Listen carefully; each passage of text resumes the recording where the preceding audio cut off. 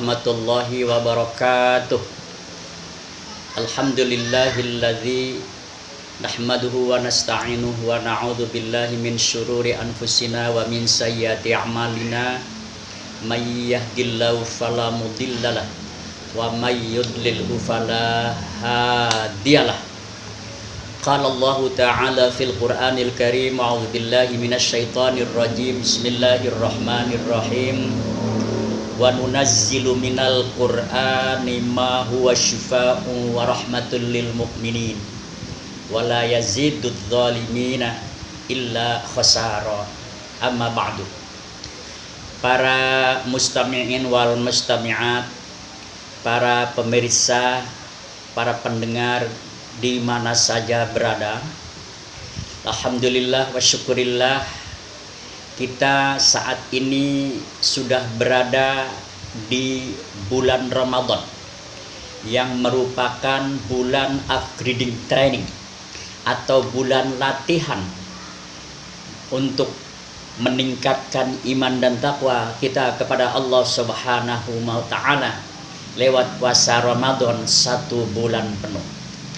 Hadirin dan hadirat serta mustami'in wal mustami'at, sebagaimana kita mafhumi bersama bahwa di dalam bulan Ramadan itu menurut sejarah bahwa Al-Quran itu kalamullah ini, wahyu Allah ini diturunkan pada bulan suci Ramadan, tepatnya pada tanggal 17 Ramadan.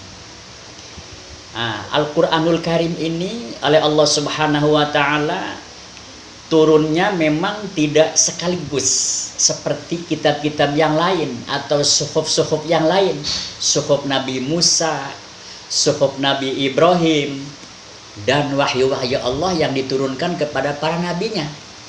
Tetapi Al-Quran ini diturunkan secara munajjaman, secara bertahap, atau semacam mencicil per surat demi surat, tidak sekaligus, dan menurut kebutuhan yang dibutuhkan atau untuk menjawab persoalan yang timbul pada saat itu.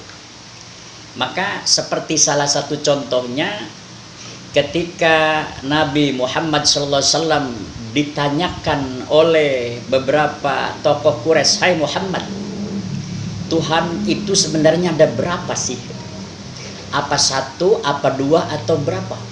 Nah, pada saat itu Kanjeng Nabi menjawab dengan turunnya wahyu seperti yang ditegaskan dalam surat Al-Ikhlas. Qul huwallahu ahad, Allahus samad.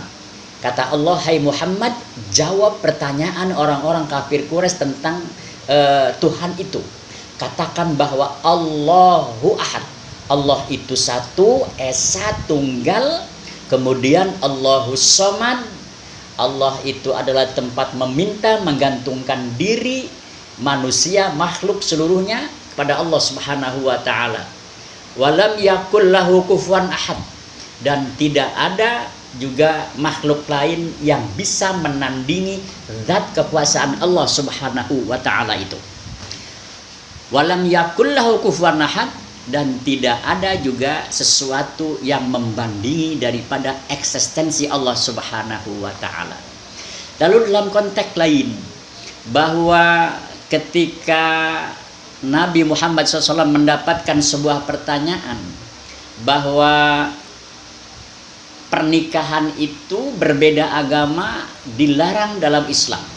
Dilarang dalam Islam artinya harus satu jenis agama, muslim dan muslimah.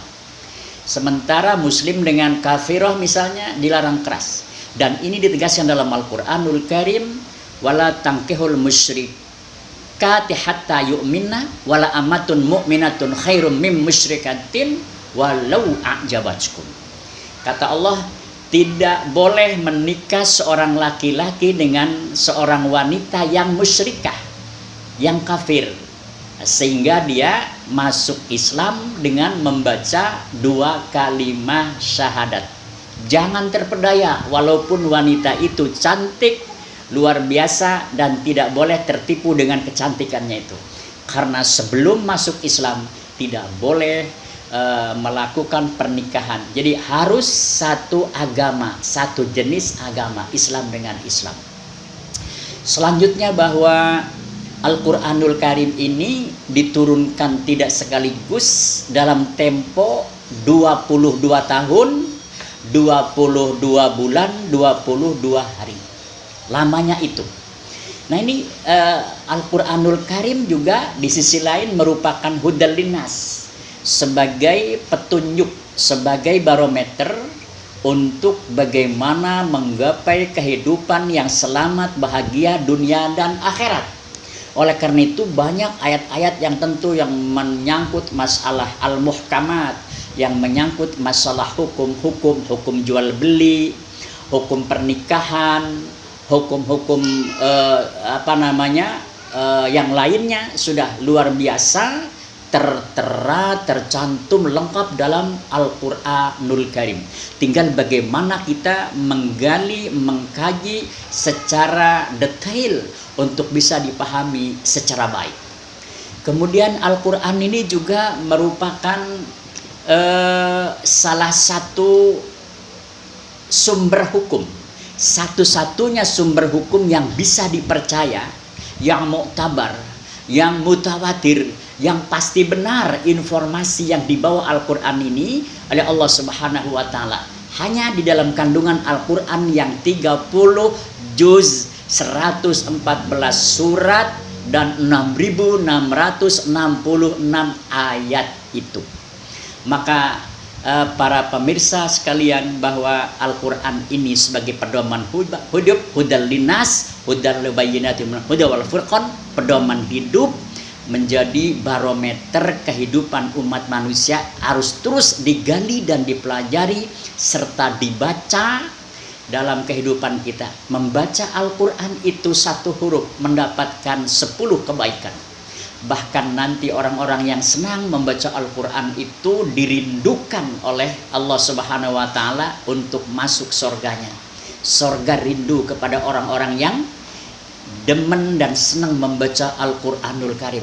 Dan nanti di akhirat, di kuburan, kita akan mendapatkan syafaatil udma dari membaca Al-Quran itu. Maka mari kita terus membaca Al-Quran di bulan suci Ramadan ini untuk mendapatkan ridho Allah Subhanahu wa Ta'ala, sekaligus mengharapkan syafaatnya nanti di hari kiamat. Hadirin dan para mustami'in yang saya hormati, itu barangkali sekelumit tentang nuzulul Quran, bahwa Al-Quran ini sekali lagi sebagai pedoman hidup, wajib kita pelajari, wajib kita baca, wajib kita dalami isi kandungannya, dan sekaligus kita aplikasikan dalam kehidupan sehari-hari. Demikian, mudah-mudahan bermanfaat. Wabillahi taufiq wal hidayah. Assalamualaikum warahmatullahi wabarakatuh.